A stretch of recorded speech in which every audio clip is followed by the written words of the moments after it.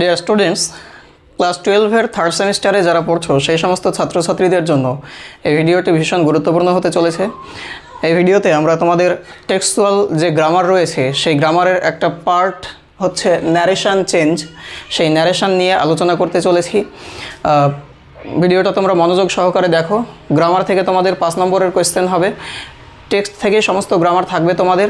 আমি এই ভিডিওটাই মূলত the night train at Deoli থেকে কয়েকটা গুরুত্বপূর্ণ ন্যারেশন সেগুলো চেঞ্জ করতে চলেছি, তোমাদের দেখাতে চলেছি কেমনভাবে চেঞ্জ হয়। ভিডিওটা শুরু করব তার আগে তোমরা আমার চ্যানেলটা অবশ্যই সাবস্ক্রাইব করে রাখো। আমি তোমাদের যে টেক্সটগুলো রয়েছে সেগুলো লাইন বাই লাইন বাংলা মানে সহ পড়াচ্ছি, এমসিকিউ নিয়ে আলোচনা করছি, পাশাপাশি তোমাদের টেক্সচুয়াল গ্রামার যেটা প্রয়োজন সেটাও করিয়ে দেব। ভিডিওটা শেয়ার করো বন্ধুদের সাথে, চ্যানেলটা অবশ্যই সাবস্ক্রাইব করে রাখো। চলো শুরু করা যাক। দেখো, টেক্সচুয়াল গ্রামারের ন্যারেশন। প্রথম যে সেন্টেন্সটা নেওয়া আছে, do you want a basket, she asked, এটা হচ্ছে ডিরেক্ট স্পিচ বা ন্যারেশন।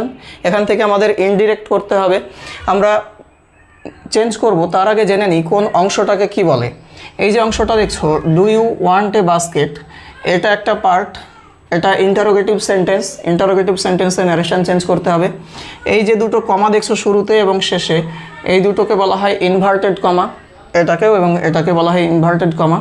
তারপরে শি হচ্ছে স্পিকার, এটাকে বলা হয় স্পিকার, এবং এটা হচ্ছে রিপোর্টিং ভার্ব। আস্কড যে ভার্বটা রয়েছে এটাকে বলা হয় রিপোর্টিং ভার্ব, এবং এই যে অংশটা দেখছো এই অংশটাকে বলা হয় reported speech. Speaker, reporting verb, আর এই অংশটাকে বলা হয় রিপোর্টেড স্পিচ। এবার এই স্পিকার এবং রিপোর্টিং ভার্ব যখন শেষে থাকে না, তখন এই ইনভার্টেড কমার পরে আর কিছু থাকে না, কিন্তু এটা যখন প্রথমে থাকবে তখন ইনভার্টেড কমার আগে তোমার রিপোর্টিং ভার্বের পরে একটা কমা থাকে। পরের যে সেন্টেন্সটা নিয়েছি সেখানে দেখো কমা থাকে একটা, তারপরে ইনভার্টেড কমা শুরু হয়, কিন্তু রিপোর্টিং ভার্বটা শেষে থাকলে তখন আর কমাটা দেওয়া হয় না। তো এই হচ্ছে তিনটে অংশ ডিরেক্ট ন্যারেশনের, reported speech, speaker, reporting verb, মানে speaker, reporting verb, reported speech. এবার আমরা দেখব এটাকে চেঞ্জ করা হবে কিভাবে। প্রথমে যেটা স্পিকার আছে সেই স্পিকারটা রেখে দাও, শি যেমন আছে রেখে দাও। তারপরে আস্কড, কোনো চেঞ্জ হবে না, আস্কড রেখে দাও। এবার এটা ইন্টারোগেটিভ সেন্টেন্স, সেই জন্য আমরা এই যে রিপোর্টেড স্পিচের যে অংশটা আছে ইনভার্টেড কমাটা তুলে দেব। ইনডিরেক্ট করার সময় ইনভার্টেড কমা রাখা যাবে না। এরপরে আমরা একটা লিঙ্কার বসাবো। তোমার ইন্টারোগেটিভ সেন্টেন্সের ক্ষেত্রে বসানো হয় সাধারণত ইফ, হুইদার, এগুলো। এখানে কি বসাবো, শি আস্কড ইফ। তারপরে কি আছে, do you want a basket, তুমি কি একটা ঝুড়ি চাও। Do you want a basket এই অংশটুকুকে চেঞ্জ করব। এই যে ডুটা দেখছো এটা অক্সিলারি ভার্ব, এটা বাদ চলে যাবে, কিন্তু এটা যে টেন্সে আছে সেই টেন্সটাকে নিতে হবে আমাদের। আস্কডটা আছে পাস্ট টেন্সে, এটা প্রেজেন্ট টেন্সে।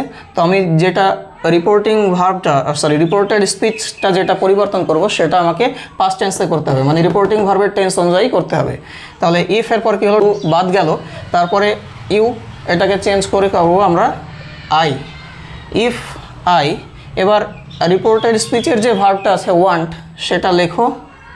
এটার টেন্সটা আমি কোন অনুযায়ী লিখব, রিপোর্টিং ভার্বের যে টেন্স আছে সেই অনুযায়ী। মানে এটা পাস্ট টেন্স আছে, তাহলে আমাকে এই ভার্বটাও পাস্ট টেন্সে লিখতে হবে। কি হবে, ওয়ান্টের past tense wanted. She asked if I wanted a basket. শেষের এই যে জিজ্ঞাসা চিহ্নটা, এই চিহ্নটা আর বসানো যাবে না, ফুল স্টপ বসাতে হবে।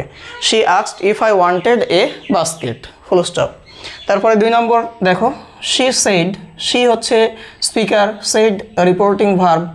দে are very strong, made of the finest cane, এটা হচ্ছে রিপোর্টেড স্পিচ। চেঞ্জ করব যখন কি হবে, শি বসাও, স্পিকার বসে গেল। সেইড, শুধু সেইড থাকলে সেড বসিয়ে দিতে হবে। আর যদি সেডের সঙ্গে সেড টু থাকে তাহলে সেড টু থাকলে হয় টোল্ড, আর যদি টু না থাকে তাহলে সেড যেমন আছে তেমন বসিয়ে দিতে হবে, টোল্ড হবে না, সেড হবে। তাহলে কি হবে? সেড, এটা অ্যাসার্টিভ সেন্টেন্স আছে। অ্যাসার্টিভ সেন্টেন্স থাকলে আমরা এই যে কমা, ইনভার্টেড কমা দেখছো, এগুলোকে তুলে দিব, দিয়ে এখানে বসাবো দ্যাট।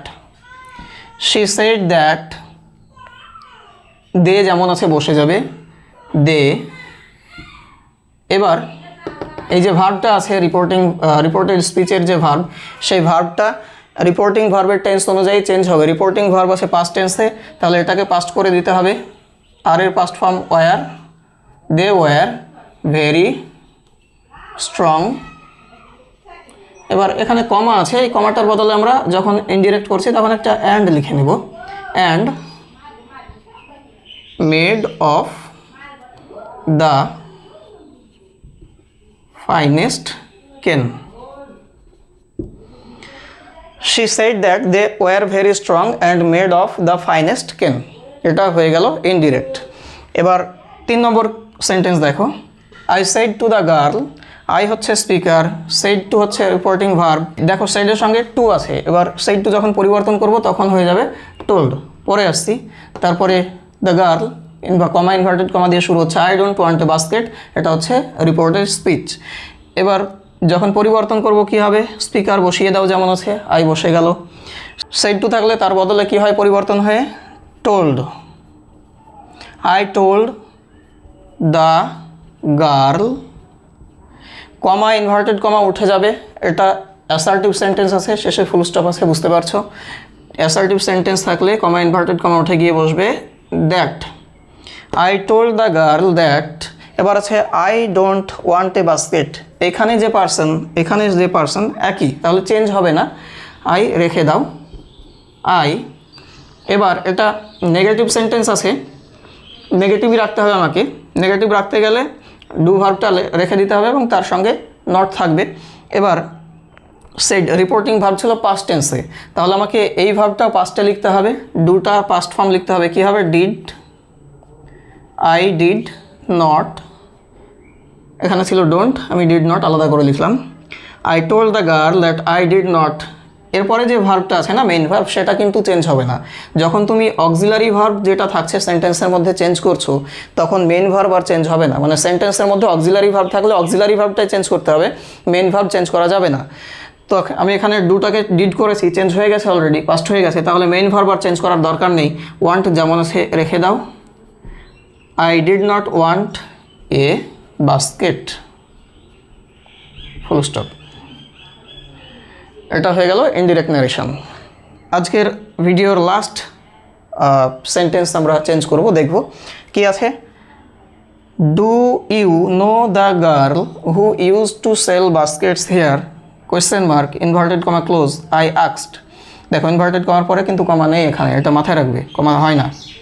মানে যদি ইনডিরেক্ট থেকে ডিরেক্ট করতে দেয় বলে তখন কিন্তু এটা মাথায় রাখতে হবে। আই হচ্ছে স্পিকার, আক্সড ভার্ব, রিপোর্টিং ভার্ব। আমরা যখন ইনডিরেক্ট করবো তখন এটাকে প্রথমে নিয়ে আসবো, স্পিকারকে আগে বসাও আই। আক্সড আছে, আক্সড রেখে দাও, আই আক্সড। এবার আছে do you know the girl who use to sell baskets here, question mark, মানে এটা ইন্টারোগেটিভ সেন্টেন্স। ইন্টারোগেটিভ সেন্টেন্স থাকলে ইনভার্টেড কমা উঠে গিয়ে আমরা বললাম ইফ অথবা হুইদার বসে। এখানে আমরা কি বসাবো? হুইদার। হুইদার মানে কি না। তো আই আক্সড হুইদার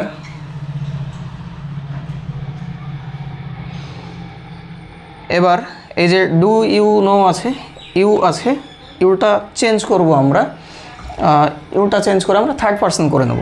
হুইদার হি,